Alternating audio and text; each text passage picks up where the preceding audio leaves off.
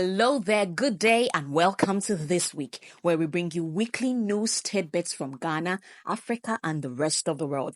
My name is Dede Davies. In the headlines this week, former MASLOC CEO jailed for 10 years. Also, Tanzania, Zimbabwe, and other countries have recalled the J&J cough syrup, and social media platform X blocked in Pakistan. These and many stories coming up shortly. Do stay tuned. We'll be right back.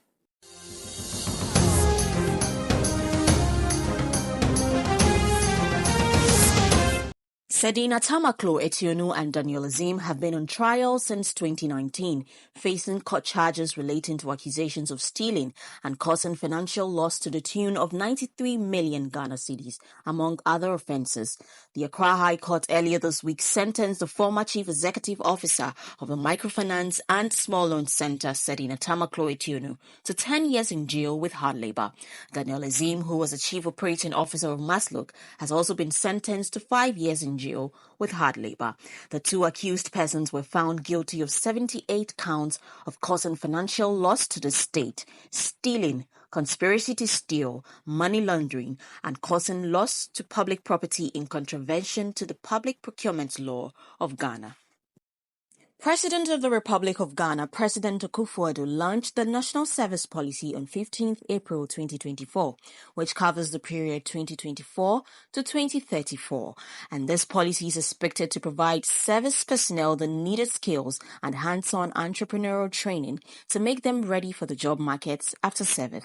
The policy is expected to include national values and civic responsibility in service personnel, mainly to promote national unity and the bond of common citizenship. At the launch, the president added that the policy sets out the broad framework for transforming the national service scheme from just merely mobilizing and deploying young graduates into various sectors of Ghana's economy into becoming a world-class institution, which is an advantage and prepares the service personnel for success in the professional world. The International Monetary Fund released its latest April World Economic Outlook on the sidelines of the ongoing 2025 spring meetings in Washington, D.C. In this release, the IMF is forecasting a 4.4% growth for Ghana in 2025 from the 2.8 growth projection in 2024 and 2.3 growth in 2023.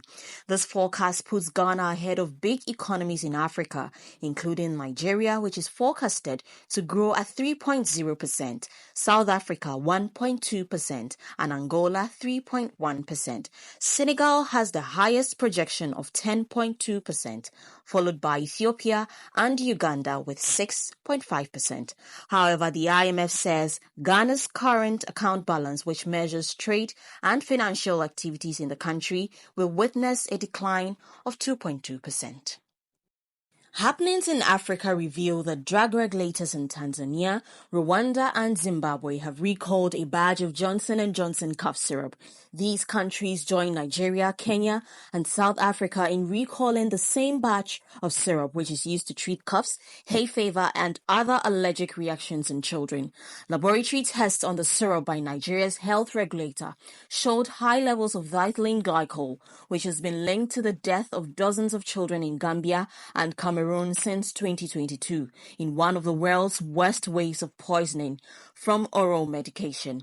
Tanzania Medicines and Medical Devices Authority is said to have begun the recall on April 12 after hearing about Nigeria's test results. According to Rwanda, their safety database doesn't reveal any events reported. However, as part of precautionary measures, they had to recall. Zimbabwe, on the other hand, doesn't have a record of a product importation into Zimbabwe, but is concerned that the syrup could enter the country illegally. In other African stories, Nigeria's annual inflation rate has reached its highest level in nearly 30 years.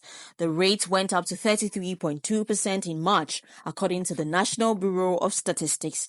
Food is the main driver of inflation, owing to the rising cost of commodities, including bread, egg, grains, meat, and vegetable oil.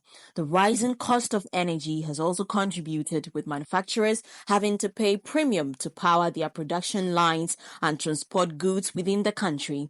The naira has strengthened, but this improvement is yet to reflect in the prices of goods and services. The naira gained significantly against the US dollar after falling to a record low of 1,825 naira to $1 over a month ago, which is a depreciation of almost 70%. Africa's largest economy is facing a very intense economic slump that has forced many of its citizens into poverty.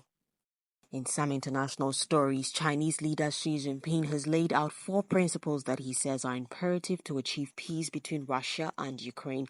This was proposed during a meeting with German Chancellor Olaf Scholz on Tuesday, April 16, 2024. Xi's key principles to ensure that peace is reached between Kyiv and Moscow are as follows. 1. To focus on peace and stability rather than selfish gains. 2. To cool down the situation in Ukraine rather than add fuel to fire. And 3. To establish conditions for restoring peace rather than aggravating the situation. And finally, to reduce the negative impact the war is having on the world economy. On 17th of April 2024, the Interior Minister of Pakistan, Syed Mohsin Raza, revealed it had blocked access to social media platform X around the time of February's election on national security concerns, which confirms a very long suspected shutdown. He said Twitter has failed to adhere to the lawful directions of government of Pakistan and address concerns regarding the misuse of the platform.